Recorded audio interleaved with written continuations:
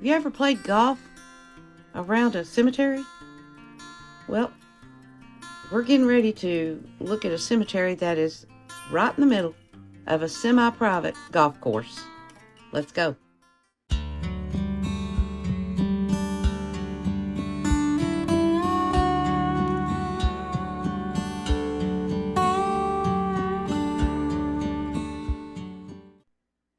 Today we're going to be at the Virginia John Woods Cemetery, located in Cocke County. Yes, we are still in Cocke County, Tennessee, and still in the Great Smoky Mountains.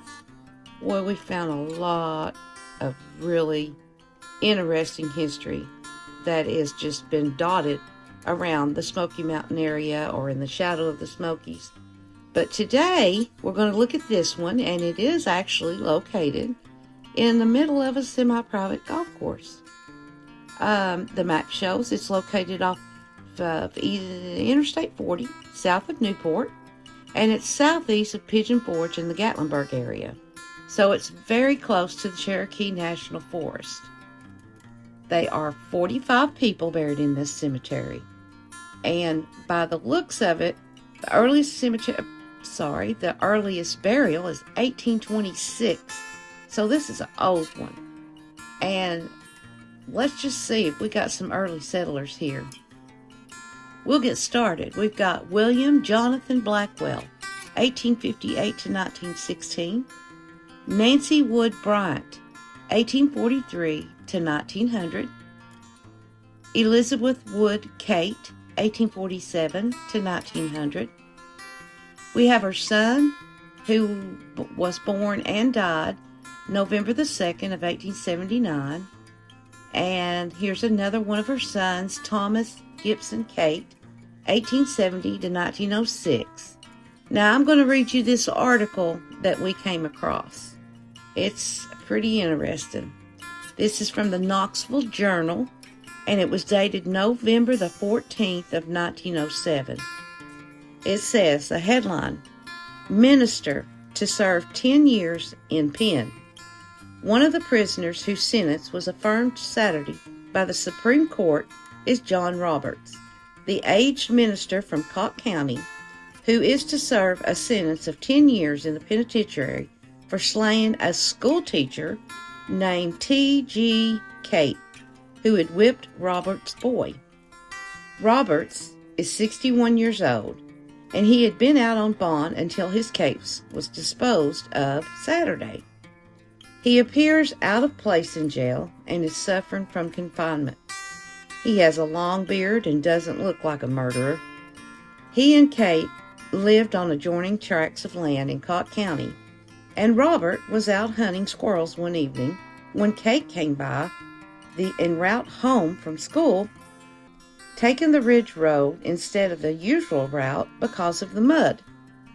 Roberts claimed that Kate ordered him off his land, which was posted against hunters, and later followed him up, putting his hand to his rear pocket. Roberts thereupon shot him dead with a rifle. Roberts had previously threatened to get even with Kate. However, when he learned that the schoolteacher had whipped his son, and the jury gave him 10 years for the killing. There you go.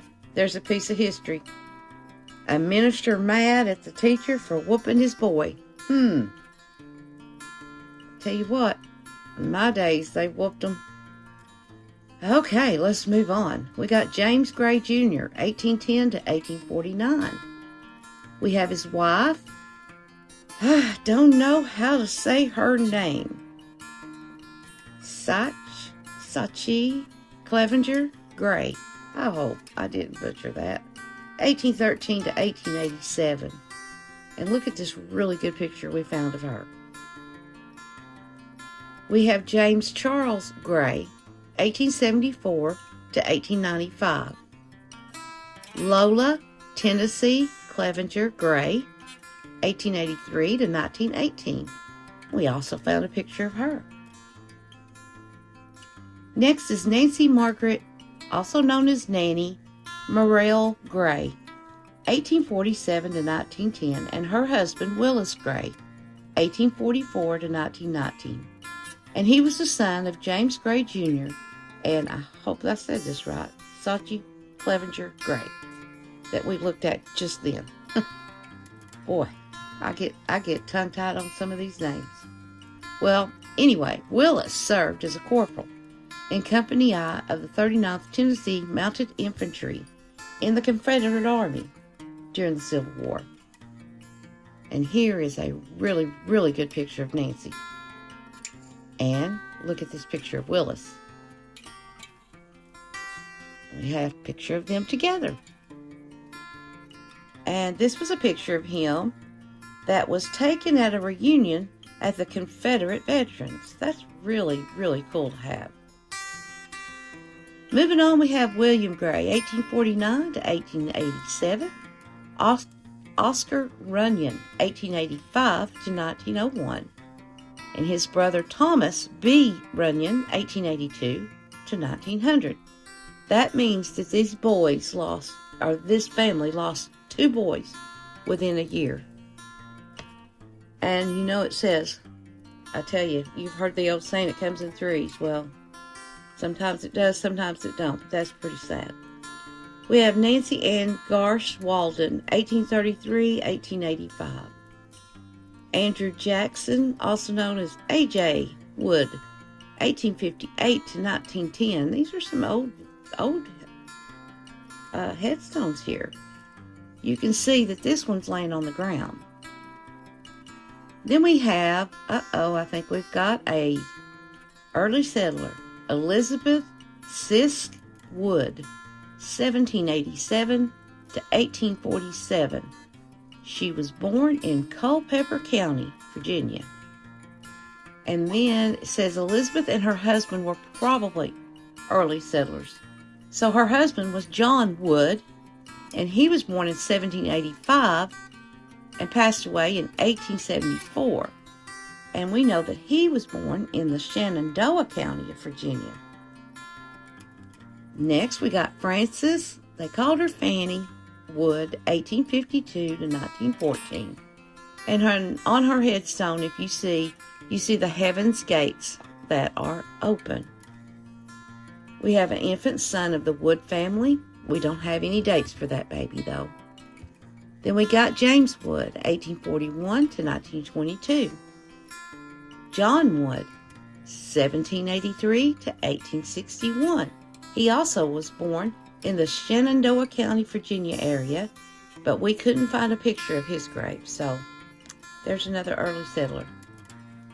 Next is Joseph H. Wood, 1883 to 1901, and his headstone, of course, is laying on the ground. And you would think that if this is in a private golf course, somebody would just go over there and whoever's taking care of the golf course, clean up, pick up the headstones, fix them.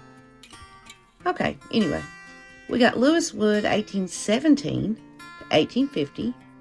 Mary Wood, 1821 to 1858. Mary Gillette Wood, 1821 to 1895. And her husband William Bowman Wood Sr., 1812 to 1882. Now this is William's first wife, Mary Prophet Wood, 1816 to 1838.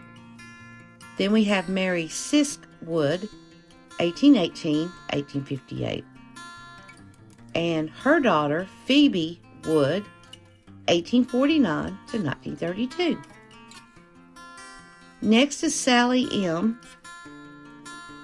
Actually, it was Sarah M., and they called her Sally Hickey Wood, 1851 to 1893, and unfortunately her stone is broken half, as you can see. They are 14 graves with no pictures of the headstones. There's Lizzie Bewley, 1860 to 1861, only a year old. Mary E. Bewley, born and died June 22nd, 1860. Lucy Lane Dunn, 1896 to 1920.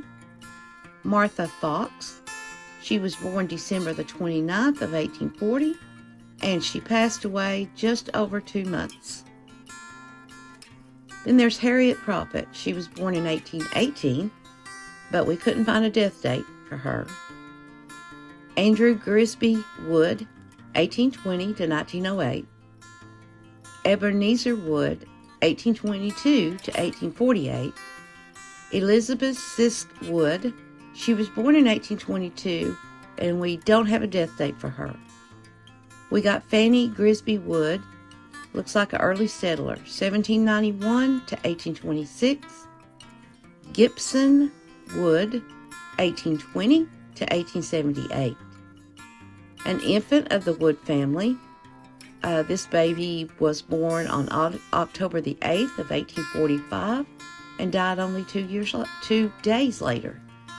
We have another infant of the Wood family, and this baby was born on January the 15th of 1856 and only lived for 8 days.